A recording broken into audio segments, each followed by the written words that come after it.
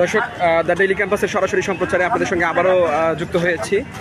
আমরা এই মুহূর্তে রয়েছি রাজধানীর আগারগাঁও এলাকাতে। এখানে বিসিএস প্রত্যাশী যারা রয়েছেন, যারা হচ্ছে 44তম বিসিএসের মৌখিক পরীক্ষা শেষ হওয়ার পর 46তম বিসিএসের লিখিত পরীক্ষা আয়োজনের দাবি জানিয়েছেন, সেই চাকরি প্রত্যাশীরা এই মুহূর্তে মার্চ টু যমুনা কর্মসূচি পালন করছেন, অর্থাৎ তারা যমুনা অভিমুখে পদযাত্রা শুরু করেছেন। এই মুহূর্তে তারা ইসলামিক ফাউন্ডেশনের সামনে অতিক্রম করছেন। এখন তারা আগারগাঁও হয়ে এরপরে হচ্ছে যমুনা অভিমুখে অগ্রসর হবেন। আপনাদের সঙ্গে সেই পদযাত্রা থেকে সরাসরি যুক্ত হয়েছি।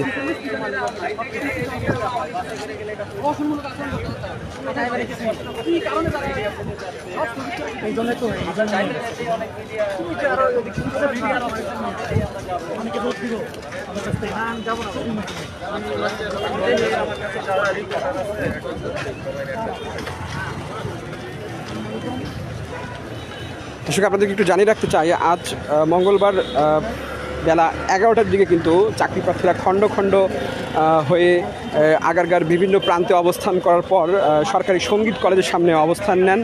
আমরা সকালে যখন পিএসসিতে আসি তখন সকাল থেকেই দেখেছিলাম আইন শৃঙ্খলা রক্ষাকারী বাহিনীর সদস্যরা সতর্ক অবস্থানে রয়েছেন। প্রথম দিকে পিএসসির সামনে কেবল পুলিশের অবস্থান লক্ষ্য করা গেলেও যখন চাকরি প্রার্থীরা পিএসসির সামনের দিকে অগ্রসর হতে নেন, ঠিক সেই মুহূর্তেই সেনাবাহিনীর সদস্যরা চলে আসেন।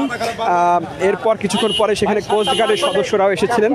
এরপর দিনভর চাকরি প্রার্থীরা সেখানে স্লোগান দিয়েছেন, পিএসসির সংস্কার দাবি করেছেন এবং এক পর্যায়ে বেলা 2:40 চাকরি প্রার্থীদের 5 সদস্যের একটি প্রতিনিধি দল পিএসসির কার্যালয়ের ভিতরে প্রবেশ করেন এবং সেখানে দীর্ঘক্ষণ পিএসসি যারা কমিশনের সদস্য রয়েছেন, চেয়ারম্যান রয়েছেন, তার সঙ্গে আলোচনা করেন।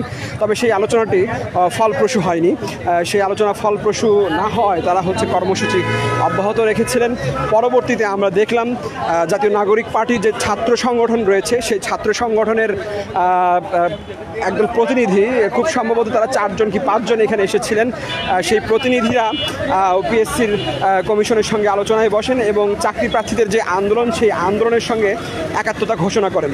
একাত্মতা ঘোষণা করার পর তারা হচ্ছে যখন চাকরি প্রার্থীরা বলতে থাকে যে আজকের মধ্যেই পিএসসিকে সিদ্ধান্ত নিতে হবে, তখন তাদেরকে আশ্বাস দিয়ে তারা চলে যান। তবে পরবর্তীতে তারা কিন্তু এখানে আর আসেননি। এই আন্দোলন চলার এক পর্যায়ে এখন চাকরি প্রার্থীরা 7টা বাজে, 7টার সময় হচ্ছে তারা যমুনা অভিমুখী যে পদযাত্রা, সেই পদযাত্রা কর্মসূচি শুরু করেছেন। এই মুহূর্তে চাকরি প্রার্থীরা কিন্তু আগারগাঁও যে মেট্রো স্টেশন রয়েছে সেই দিকে অগ্রসর হচ্ছেন। চাকরি প্রার্থীরা মূল যে সড়ক, সেই সড়ক দিয়ে কিন্তু পায়ে হেঁটে সামনের দিকে অগ্রসর হচ্ছেন। আপনাদের সঙ্গে সেই মিছিল থেকে সরাসরি যুক্ত হয়েছি।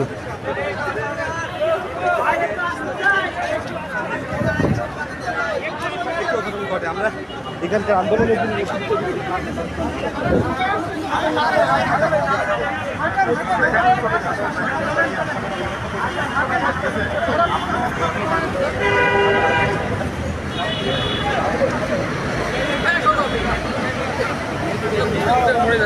রাস্তার মধ্যে